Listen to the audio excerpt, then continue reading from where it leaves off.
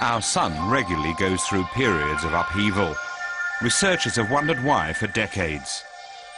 At the moment, things are fairly quiet, but activity is increasing, and what are known as flares are occurring more often.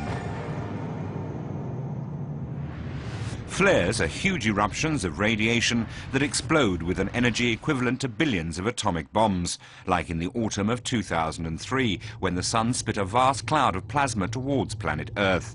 The high-energy particles from the burst ploughed into the Earth's magnetic field and electrically charged the outermost layer of the atmosphere, with serious consequences. Satellites shut themselves down. Electricity went out. Radio and television programs were disrupted. And airplanes were grounded or had to be rerouted.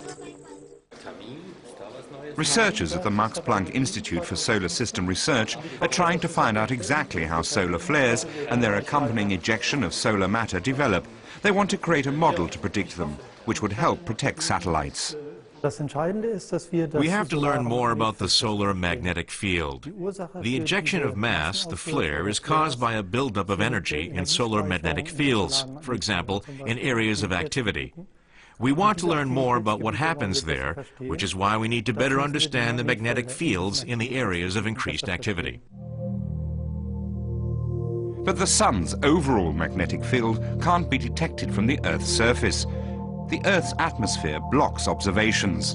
And additionally, the sun's magnetic field is in a constant state of flux, especially around the sun's equator, where the magnetic field lines form immense loops that can stretch far out into space. Only probes like the Solar and Heliospheric Observatory, or SOHO, can observe the sun directly. But to come to any conclusion, the scientists first have to combine various sets of data the probe sends back to Earth. This image shows the sun in the ultraviolet region of the spectrum. The radiation is emitted by iron ions heated to around 1.5 billion degrees Celsius, which drift along the magnetic field lines, making them visible. But large regions of the sun are either hotter or colder and cannot be observed in the ultraviolet. In these areas, researchers have to look for radiation emitted by other ions. Regions of different temperatures can be observed at different wavelengths of the light spectrum. The individual observations at different wavelengths are like parts of a puzzle that, when combined, provide a picture of the whole. But the picture that the scientists have created with the help of the highly charged particles is still incomplete. The particles follow the field lines like beads strung on a cord. If you have particles, you can see the field lines because they emit photons. But if there are no particles on the field line, as you can have magnetic field lines in a vacuum, then the field line doesn't glow and we don't see the magnetic field.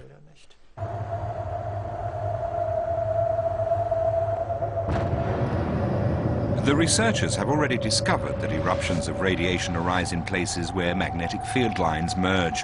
The sun bubbles and boils in areas like these.